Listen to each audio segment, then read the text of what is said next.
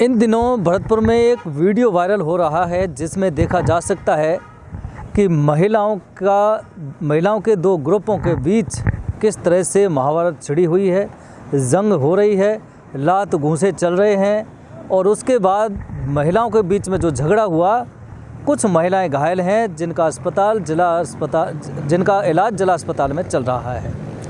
दरअसल यह मामला विगत 14 जनवरी का बताया जा रहा है। सेवर थाना इलाके का गांव एक वसुआ है। वहां बताया जा रहा है कि एक ज़मीन है, ज़मीन ज़्यादा नहीं, छोटी सी है, उस पर विवाद चल रहा था। एक पक्ष कहता है कि ये हमारी ज़मीन है और दूसरा पक्ष उस पर कब्जा करना चाहता है, इस तरह का आरोप था। जब दोनों ही पक्षों की महिलाएं वहां एकजुट एक दिन हो गई 14 जनवरी को, तो फिर कहा सुनी हुई, गाली गलौज हुई और फिर तकरार इस तरह से बढ़ी कि महिलाओं की जंग शुरू हो गई, चीख चिल्लाहट शुरू हो गई और एक दूसरे पर किस तरह से हमला महिलाएं आपस में कर रही हैं, एक बड़ी बात है।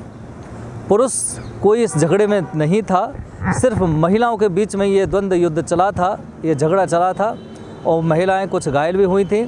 हालांकि इस पूरे मामले में पुलिस को शिकायत दे दी गई है, पुलिस जांच कर रही है, लेकिन वीडियो जो वायरल हो रहा है उस आधार पर देखा जा सकता है कि पुरुषों में झगड़े अब तक आपने देखे होंगे, लेकिन महिलाओं के दो गुटों के बीच में जिस तरह से झगड़ा हुआ है और वीडियो वायरल हुआ है, यह बेहद चौंकाने वाला है कि महिलाएं एक दूसरे के खून की प्यासी किस तरह से हो रही हैं, किस तरह से जानलेवा हमला वो कर रही हैं आपस में।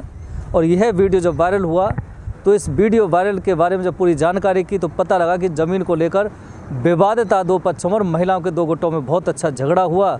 पुलिस जांच कर रही है, क्या कार्रवाई होगी वो देखने वाली बात है। ये वसुआ की घटना है। हम 14 तारीख को अपना एक ज़मीन है उसको बहुत समय से किसी हमारे डिलीवरी के लिए से जा नहीं पाए उधर। 2 महीने बाद हम वहाँ जाके देखा तो वहाँ पे राजेश नाम के पड़ोसी ने उस पर ज़बरदस्ती कब्जे कर लिया था। हम दोनों देख ही रहे थे, मैं, मेरी पत्नी और मेरी बहन भी थी मेरे साथ।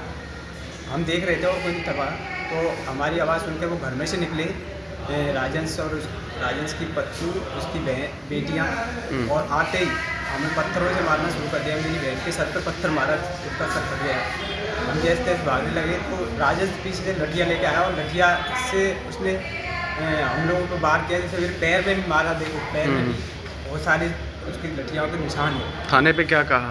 थाने पे हम रिपोर्ट दर्ज करने गए थे रात को, तो यहाँ हॉस्पिटल आए थे। 100 नंबर कॉल किया था, पुलिस नहीं पहुँची। थाने पे गए तो थाने वाले बोले कि हम तुम्हारे लिए बैठे हैं क्या, तुम्हारे लिए हम तो तुम लड़ते रहो, हम तुम्हारे लिए थोड़ी बैठे हैं। पुलिस वालों ने नहीं सुनी तुम्हारी? पुलिस वालों ने कुछ भी नहीं सुना। और हमारे कौन से थाने पर गए थे? सेवर थाना गए थे।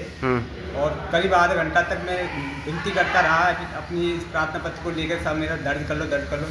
कोई किसी ने नहीं लिया। फिर लास्ट में उस पर से छुड़ा के ला पटक देंगे, हम इसको क्या है और हम तुम्हारे लिए नहीं करेंगे। और आज 3 दिन हो गए, आज तक ना तो इस पर कोई कार्रवाई हुई है, ना कोई मेडिकल हुआ है। और वो सामने वाला पक्ष लगातार धमकियाँ दे रहा है कि गाँव में आए थे तुम